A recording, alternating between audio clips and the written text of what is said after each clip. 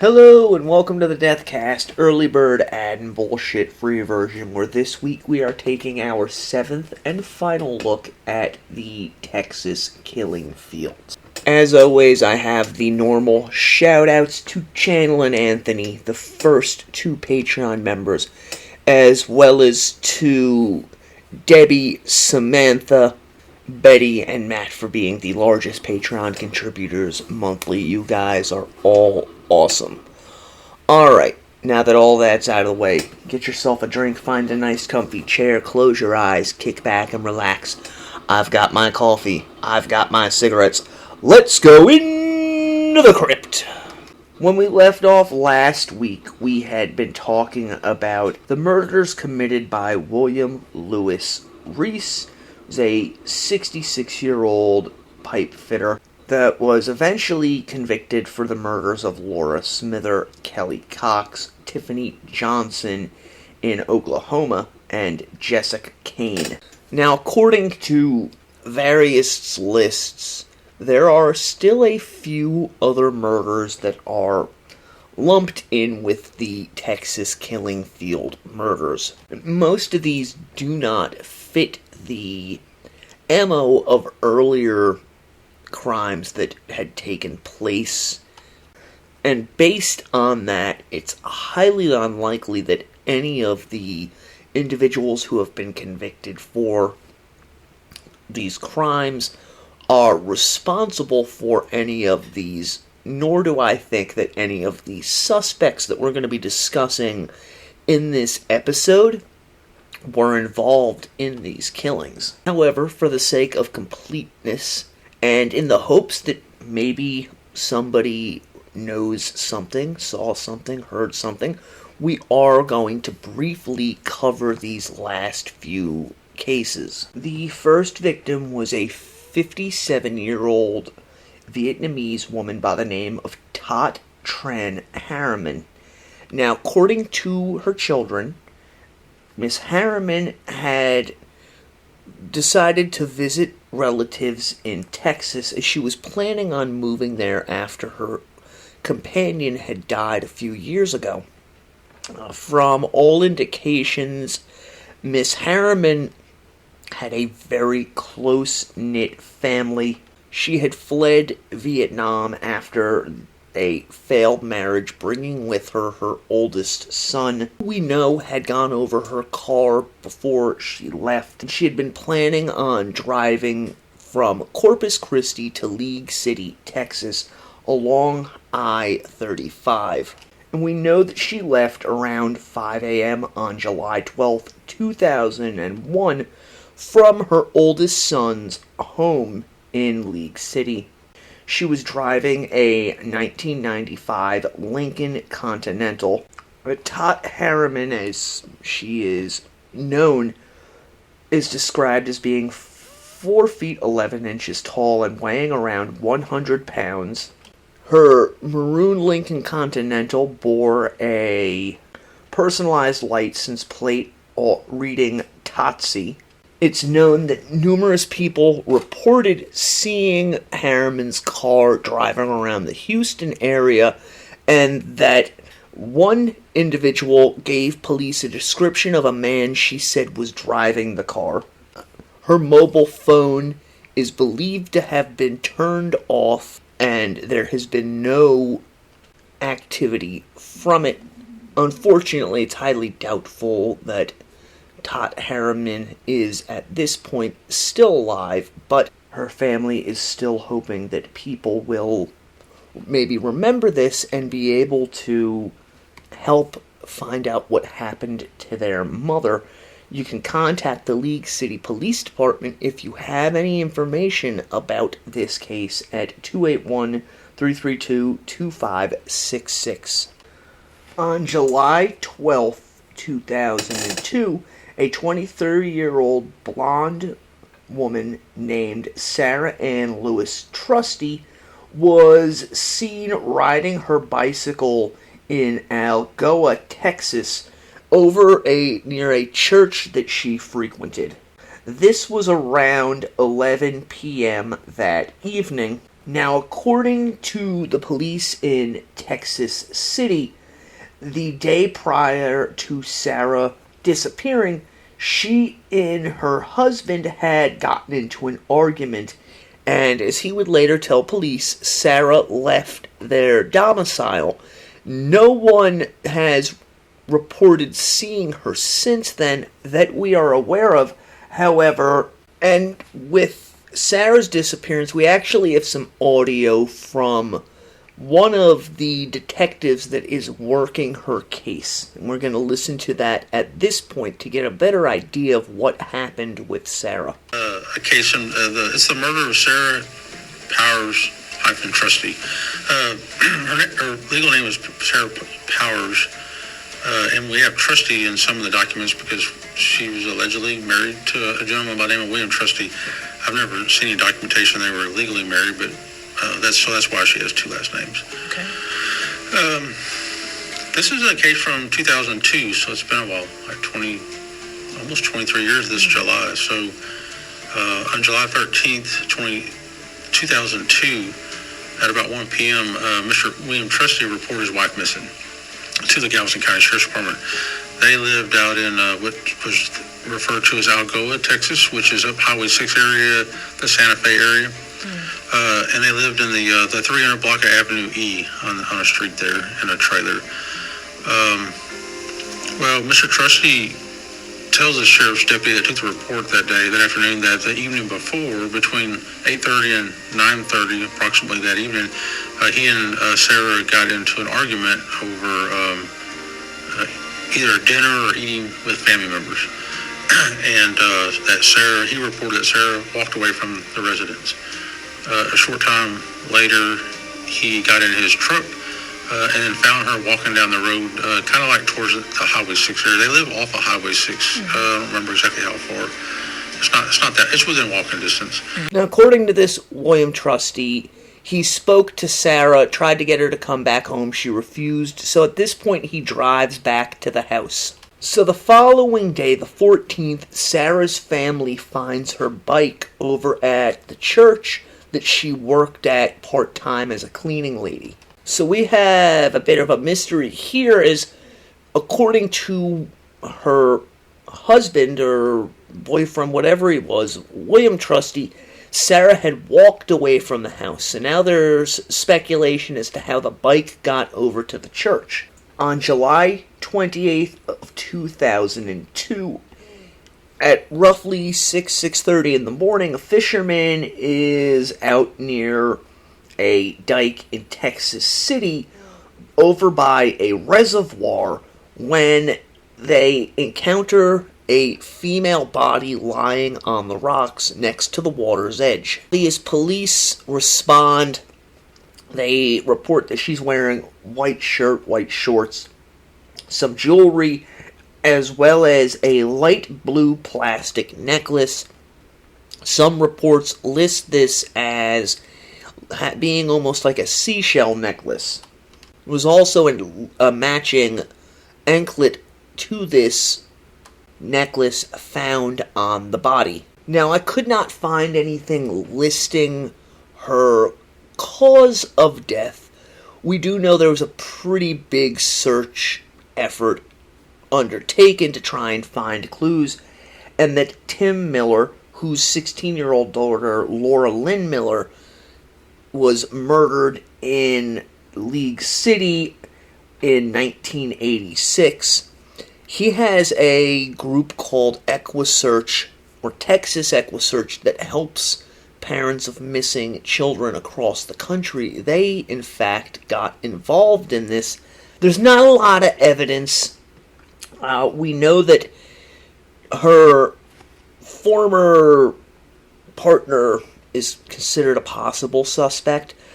There was also a neighbor by the name of Floyd Johnson, who apparently ended up moving the day after Sarah went missing, who, according to the police, again, had an alibi.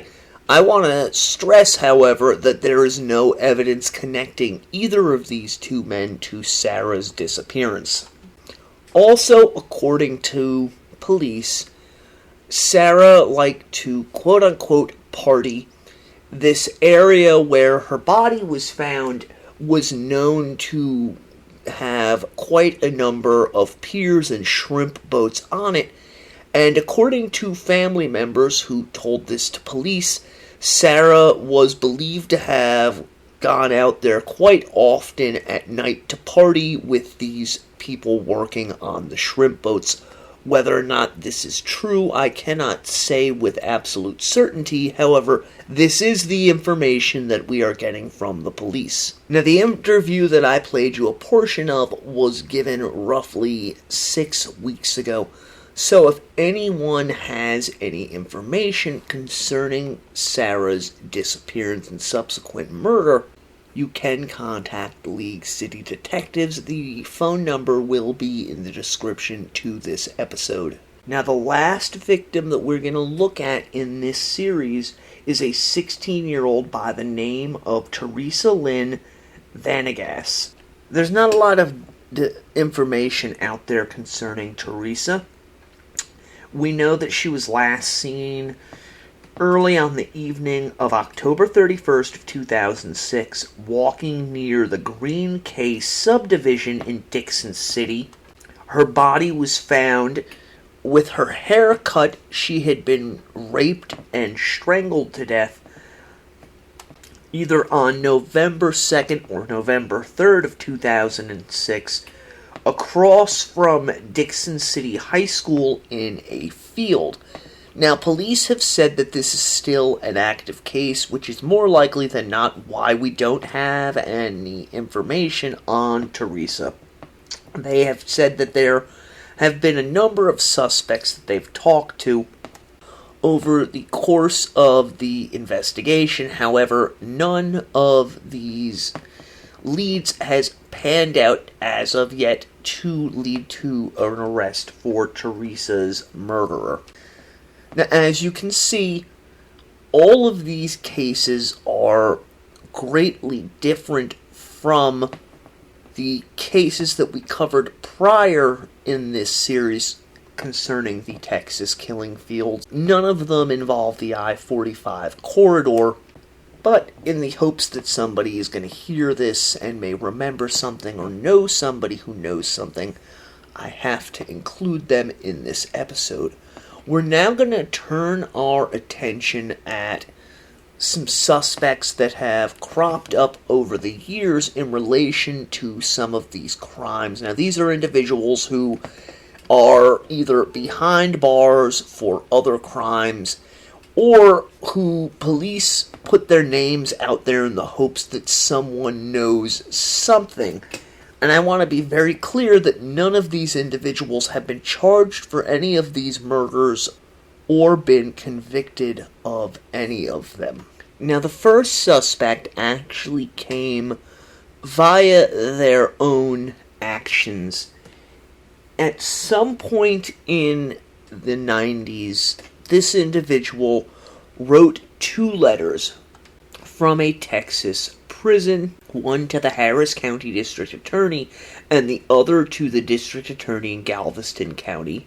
Now, when police initially went to speak with this individual, he refused to talk, despite the fact that in these letters, he had confessed to the murders. Specifically, I'm talking about the 11 murders that took place during the 1970s. This individual, named Edward Harold Bell, contacted both of these district attorneys, claiming responsibility for the crimes, specifically the murders of Debbie Ackerman and Maria Johnson, claiming that he had shot both girls with a .357 Magnum handgun. He stated that he had shot Debbie in the neck or the head and Maria in the neck or the back. That when he killed the girls, he was standing above them on a small bridge, and that their hands and feet were tied in front of them with nylon rope. The man stated in these letters that this was proof that he had committed these crimes. However, that if he were ever brought into a courtroom to be tried for these murders, he would plead not guilty, as in his letters, Bell claimed he had been brainwashed into committing these murders. Now, here's the problem. When police received these letters in 1999 and went to talk to him, Bell wouldn't speak with officers. There was a general belief that he might have been blowing smoke up their ass, as Bell was claiming that he was in a program that had brainwashed him to commit these crimes, but also because he gave no specifics. That is, hold back information that only the killer would know about these murders. So police set out to talk with Bell yet again in 2006 to see if they could get this self-confessed serial killer to reveal details that only the real killer would know. It is important to note that the main reason police took Bell's confession as possibly being true is that it was known that during the 1970s he lived in Galveston and was part owner of a dive shop located on S Road. Now, the main officer that was investigating these crimes in 2006 believed that Bell was responsible for the crimes.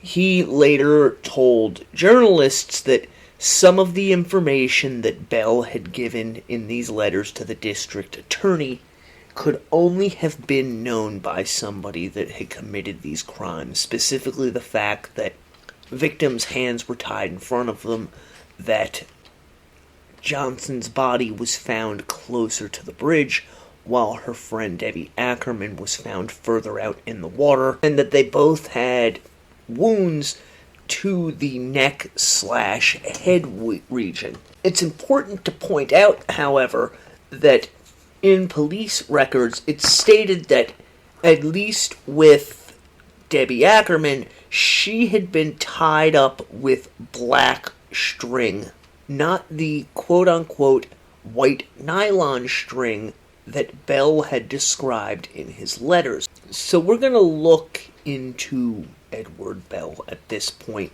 to see if we can ascertain anything that might point to him as being the actual perpetrator of these crimes. Then we're going to look at the statements that Bell eventually gives to the police concerning these murders. Edward Harold Bell was born on May 26, 1939, in Houston, Texas. His father was Carl Clayton Bell, who worked as an oil field worker. We don't really have his mother's name, at least from anything I could discover, but we know that their parents remained married, that Bell had an older brother named Larry, that the family moved around fairly often following Clayton's work in the oil fields. According to numerous reports, by the time that Edward, known by the nickname Butch to most, was in junior high school, the family had settled in New Ulm, which is a town that's about an hour west of Houston, outside of Columbus, Texas.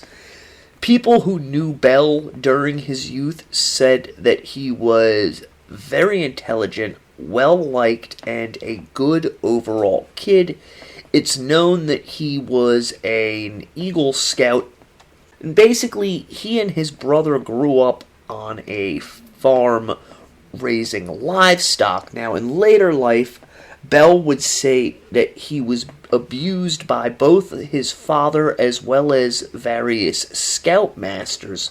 And he would go on to make further disturbing claims, such as claims that his father told him to commit violence acts like robbery, rape, and murder, and encouraged Edward to kill himself. Now, there's a story out there that I can neither confirm nor deny that states that Edward Bell and the rest of his family witnessed his cousin killing their own father. I would have to assume that this is an uncle. As the story goes, at least according to Edward Bell, the uncle was torturing his wife, pouring water down her throat, and her son shot the man in an effort to make him stop. And again, these are stories that I can neither confirm nor deny having taken place. We know that he graduated high school in 1957 and enrolled at Texas A&M. While he had excelled in high school, in college, Bell seemed to struggle a bit. And supposedly, it's while he's in college that Edward Bell picks up his enthusiasm for scuba diving. We do know that he meets his wife, Bonnie, while he's attending Texas A&M, and that Bonnie had attended Baylor University, eventually marrying while Ed was still going to college. Basically, everyone who knew Edward Bell said that there were no indications anywhere at any time that he was capable of murder, rape, or any of the other crimes that he would later be convicted of, or that he would implicate himself in. However, there were some signs that all was not right inside Edward Bell's mind. At some point in 1966, Edward Bell was arrested after exposing himself to a pair of girls in Sudan, which is a small farming community in Lamb County, Texas, for which he is sentenced to an indeterminate period in a psychiatric hospital for treatment. We know that he's eventually released, at which point he continues on with his studies. Now, by 1969, Bell is at Texas Tech University, where he is working towards his master's degree in physical education. And on April 3rd of 1969, Bell is arrested inside of a physical education building at the Texas Tech campus after he exposes himself to a 13-year-old girl. Now, this young girl ends up being the daughter of a Lubbock police officer, and according to the girl, she was outside of her home when a man who matched Bell's description stepped from a car wearing only a t-shirt. He ends up being held on bond and eventually works out a deal where he is sent to the University of Texas medical branch. During this period of time, it's said that Bell repeatedly made unnatural sexual advances towards underage female patients. Now, right around this point in time, Bell ends up getting a divorce from Bonnie.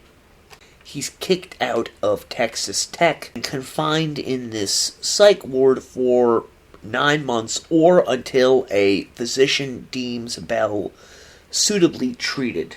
In files from this particular incarceration, it's noted that Edward Bell seemed to be too eager to help and refused to take responsibility for his actions, describing the quote-unquote perversions he had done as stemming from both stress at work as well as at home.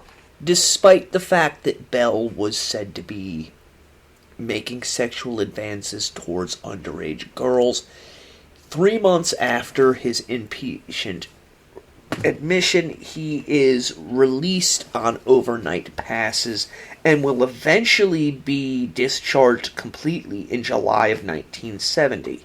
Now, this next point is rather contentious. Some reports have it that while he's undergoing treatment at this hospital. Ed marries a 17-year-old girl who is also a patient. Other reports state that the girl was in fact 20 years old. In any case, Ed Bell marries for the second time to a woman by the name of Debbie. After his discharge, he and his new bride move down to the Galveston area, where they rent an apartment, and Ed meets an individual by the name of Doug Prunes, who owns a scuba diving company. Edward Bell eventually becomes partners with Doug.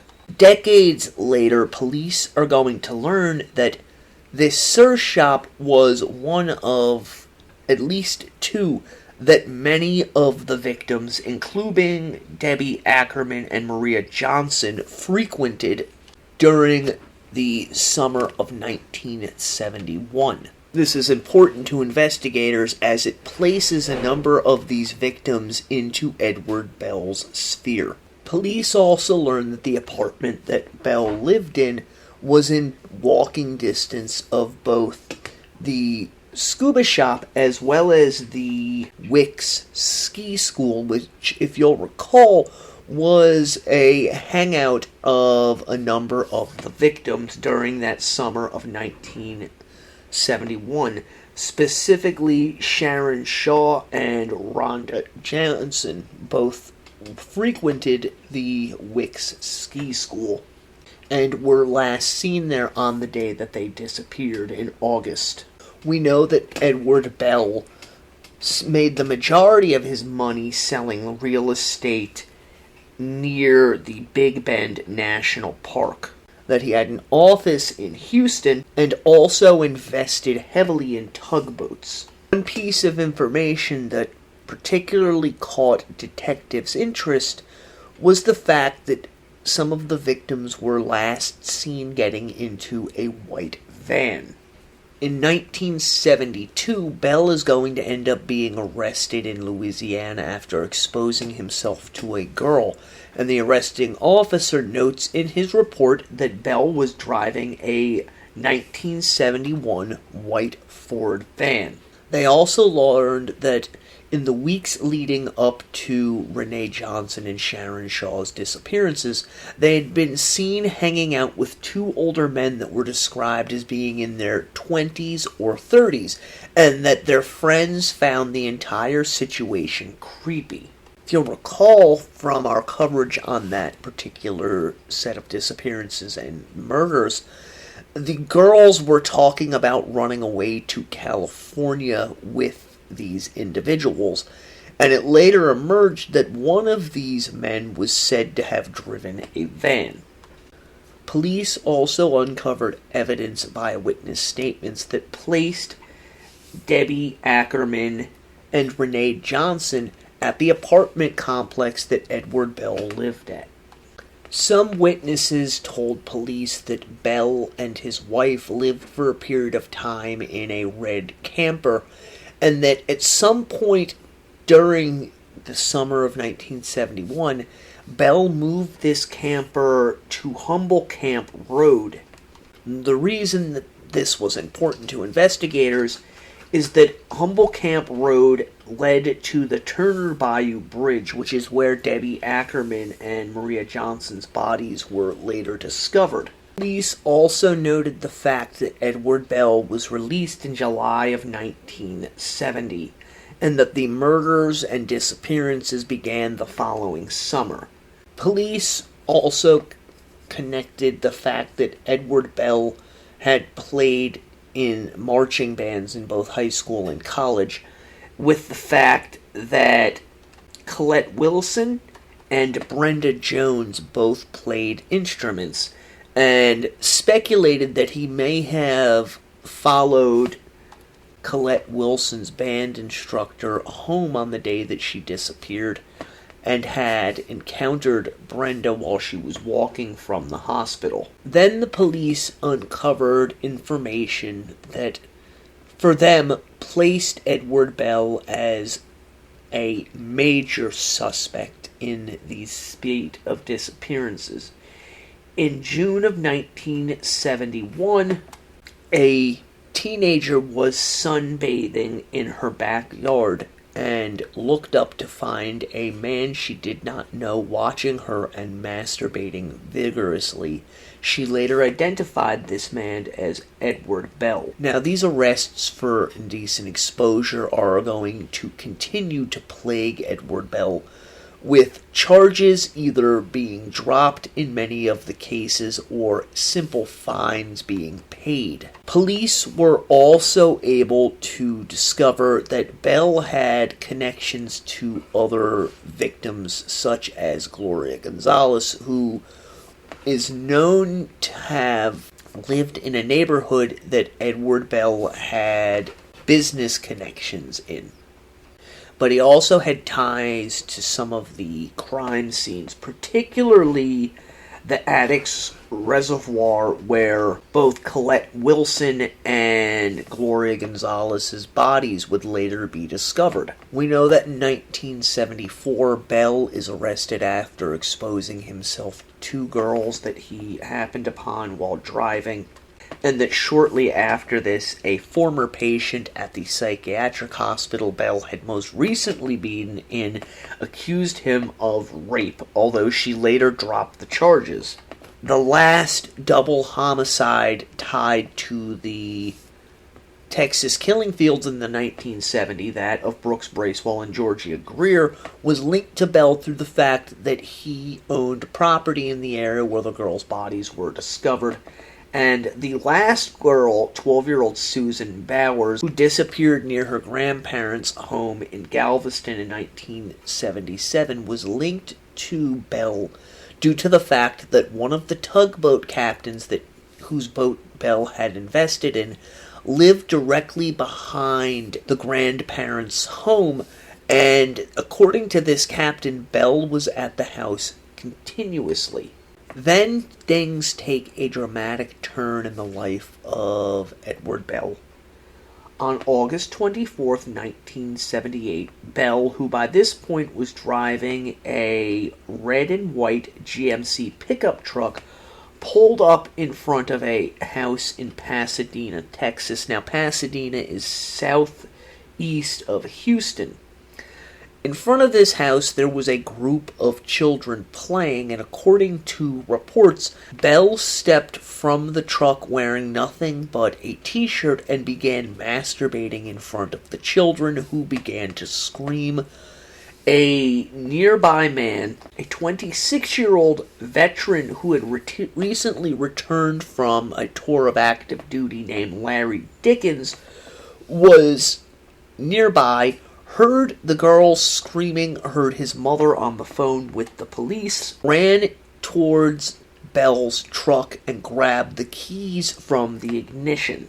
In retaliation for this, Edward Bell grabs a .22 pistol from the pickup truck and shoots Larry 4 times.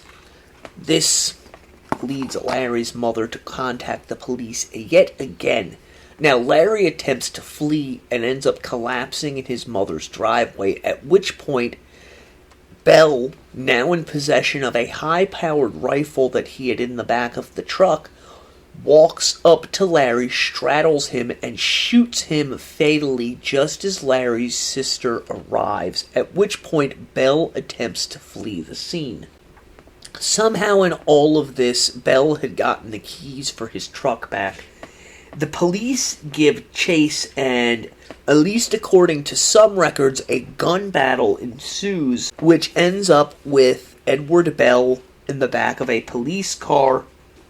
He is driven back to the Dickens home, where he is identified as the man seen both masturbating and with committing murder. He's able to post bond while he awaits trial. Not long after this, Bell readmits himself to the psychiatric ward in Galveston. Bell is given a drug which is said to be used for chemical castration while he's in this time. From the outside, it appears that Edward Bell was trying to get a hold of his demons, something that he was doing much too much of out in public to begin with. In reality, Bell was simply biding his time.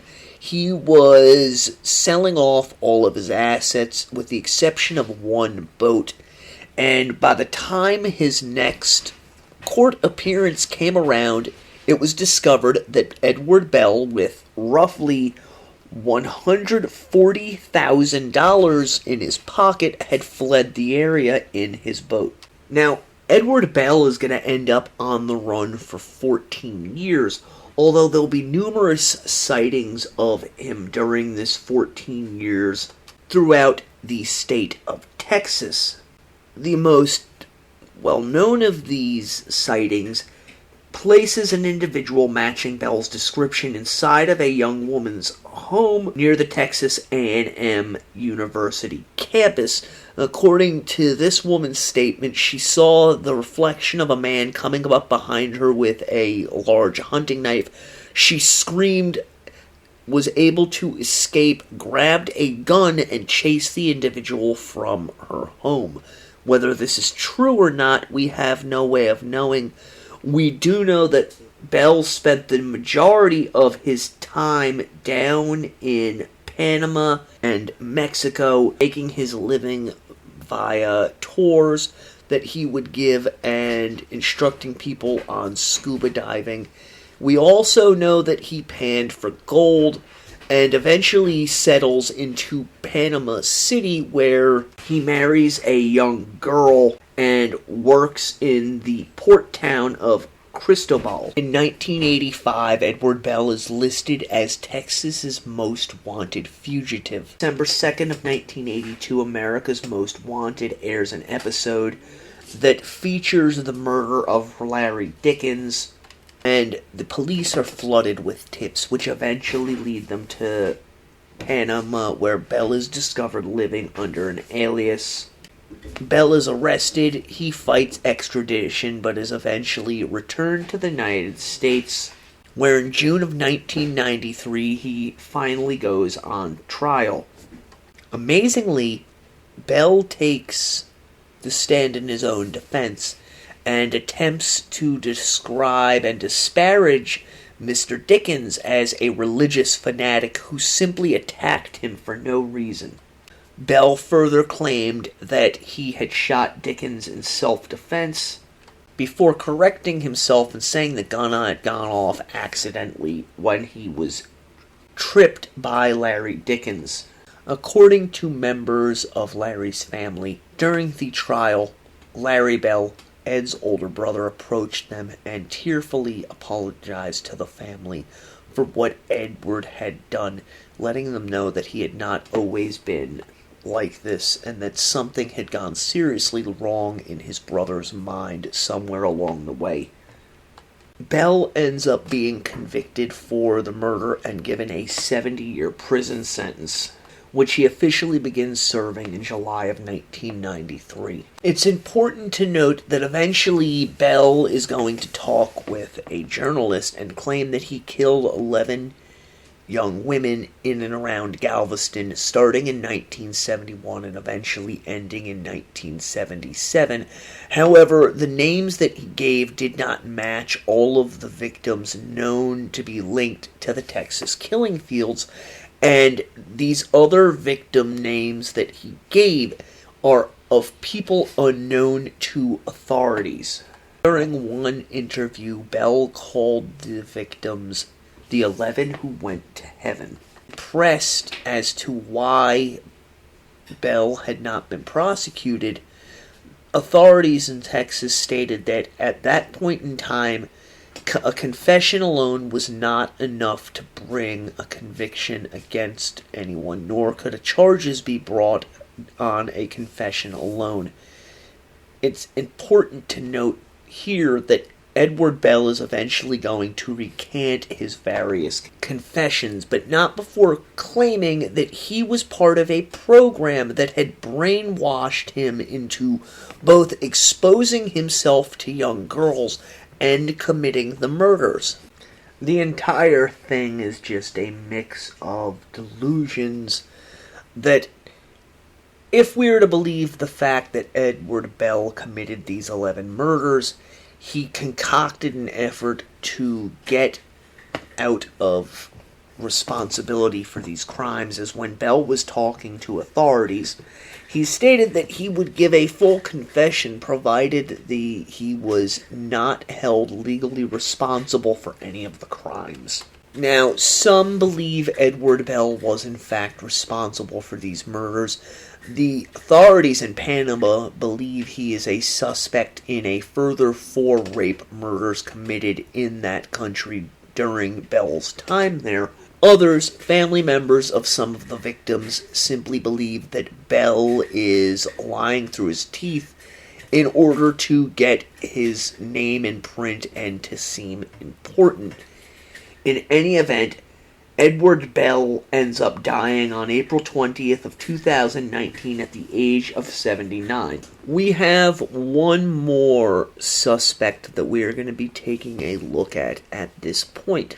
Now, before I get into the specifics of it, I want to clarify something. A lot of sources state that the police put this individual forth as a suspect on the Netflix documentary that came out for the first time. However, the reality is this man was known to police as well as to Tim Miller for decades prior to the release of that documentary, and was actually known to the public for those who knew where to look. The first documented information I could find linking this individual to any of the crimes was actually published in the early 2000s in Texas Monthly Magazine, and this was further expanded upon in the book Deliver Us by Catherine Casey, which came out somewhere in the mid-2010s.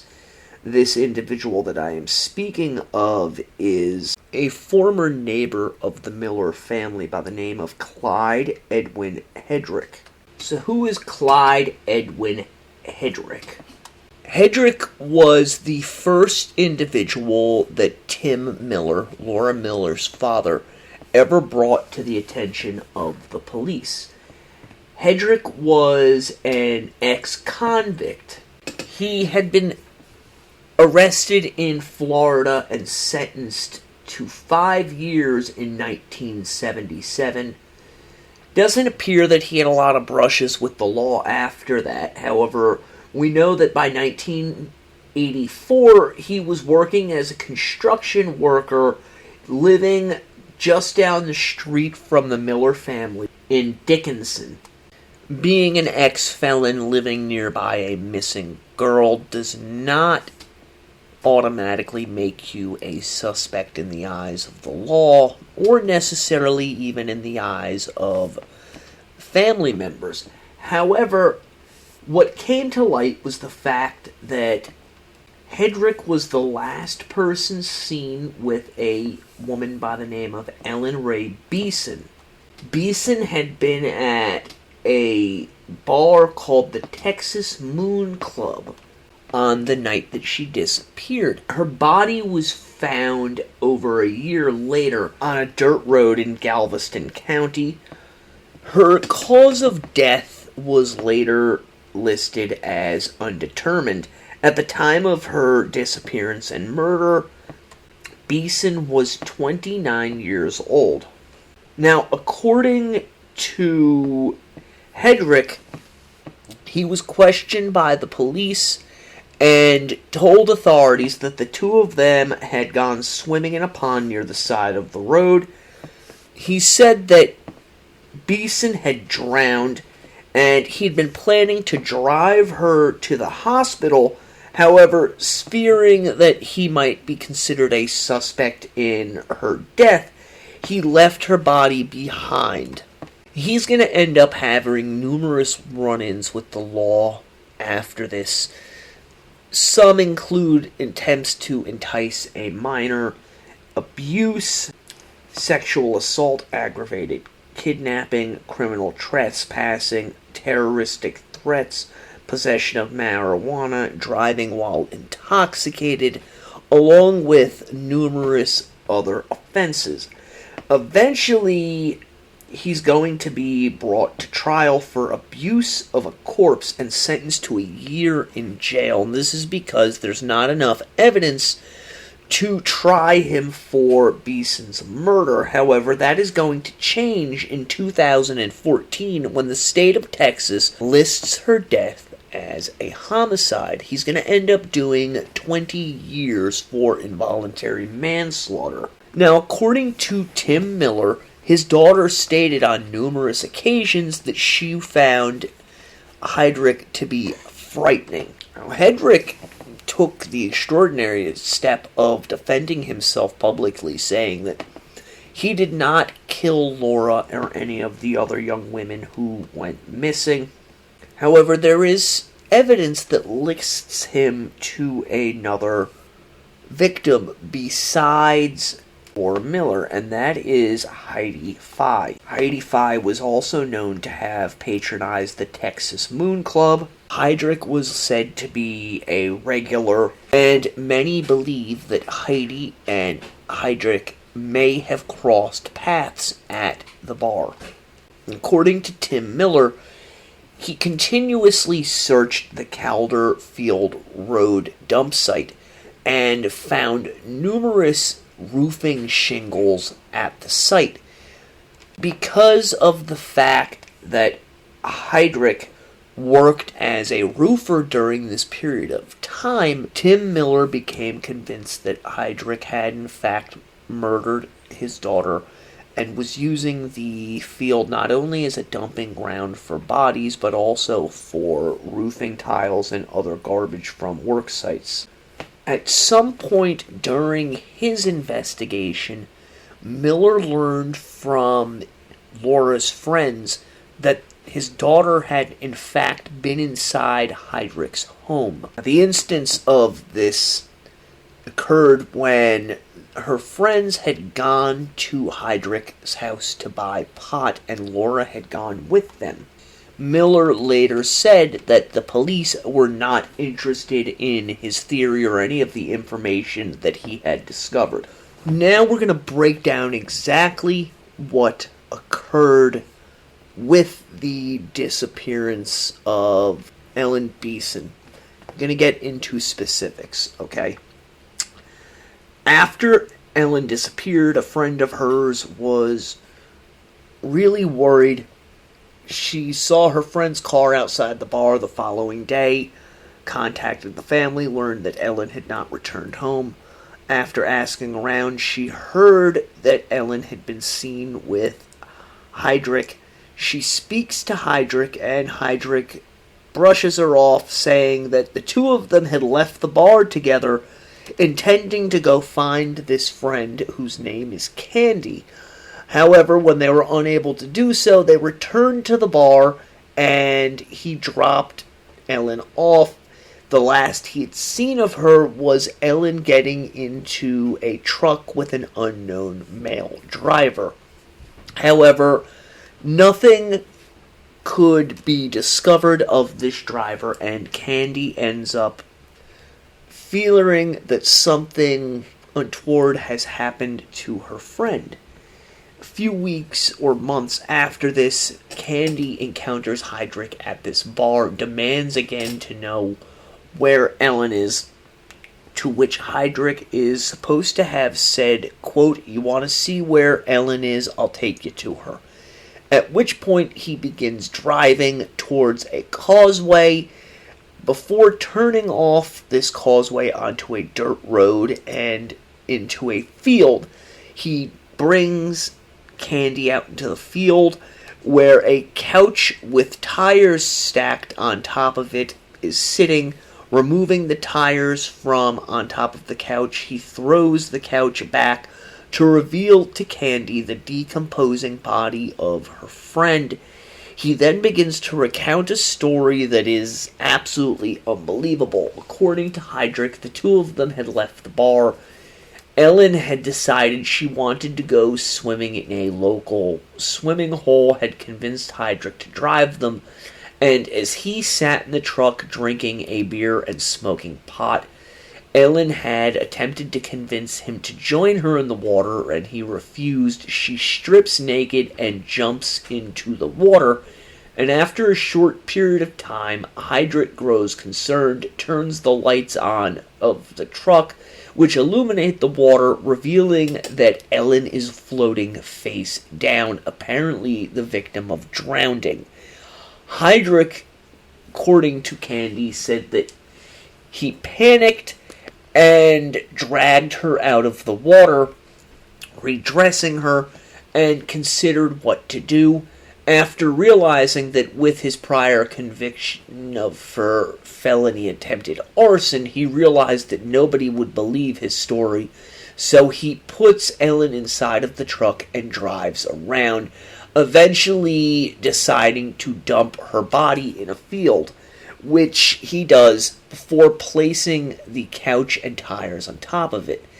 Afterwards, he is supposed to have said to Candy that if she tells anyone what he has shown her, it will not go good for her. Candy takes this as a threat and remains silent for somewhere around 9 months before an incident occurs that leads her to going to police. In July of 1985, Heydrich supposedly trashes Candy's apartment, and she is so upset by this she goes to the police and tells them what Heydrich has told her. Heydrich recounts his story of Ellen's supposed death to the police, and they go and find her body. Now, eventually, Heydrich is charged with abuse of a corpse, although no charges can be officially brought against him beyond that. Fast forward to 2010, Tim Miller has never given up his belief that Heydrich is responsible for his daughter's murder.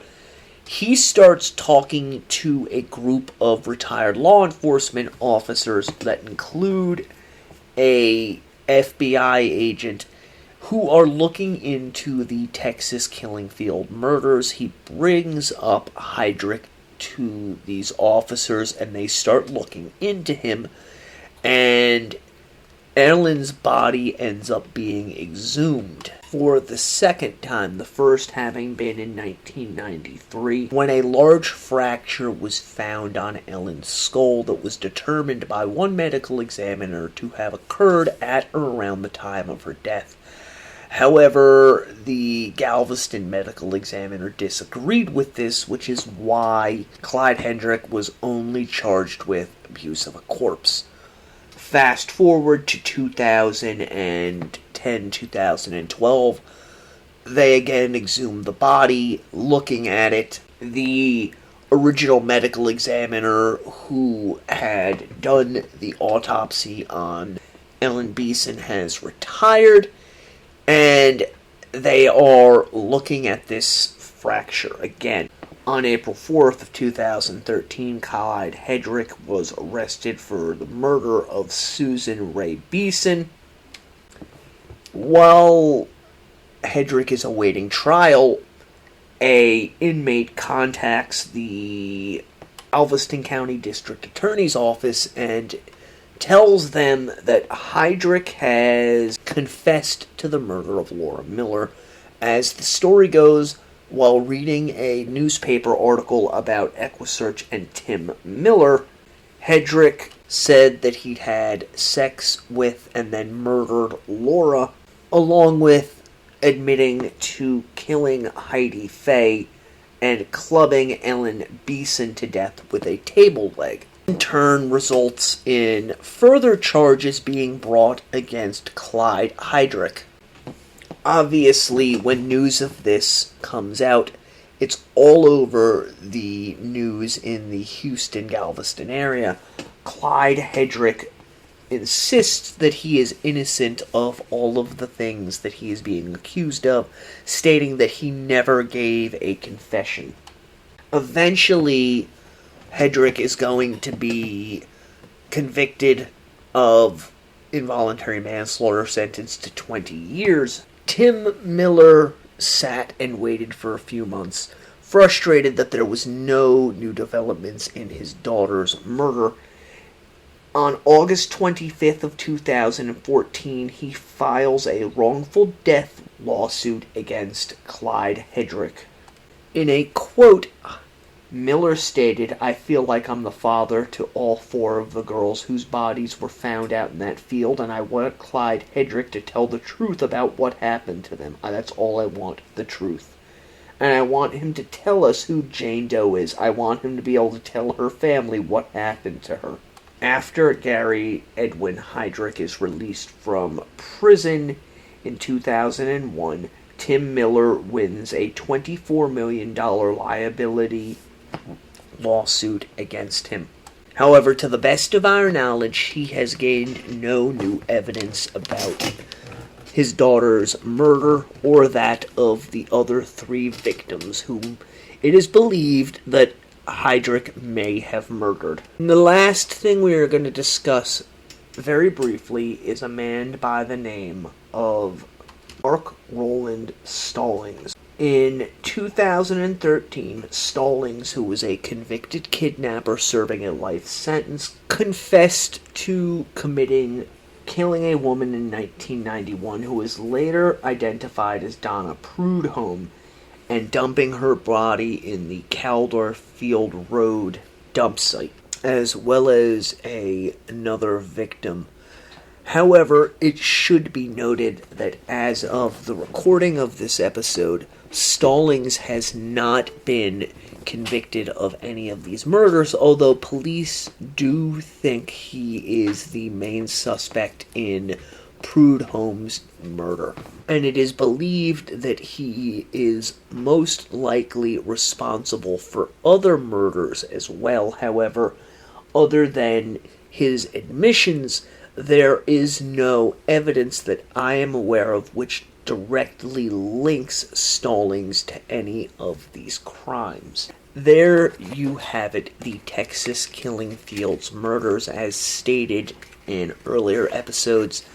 It's my belief that a number of different serial killers were responsible for different clusters of disappearances as murders, but also that some of the crimes were the work of individuals who may or may not have killed again, as some of these crimes that are limped into this group do not fit the MO of the others that occurred around the time of specific killings. I hope that you guys have enjoyed my coverage of these cases. Until next time, my D&Ders, stay morbid.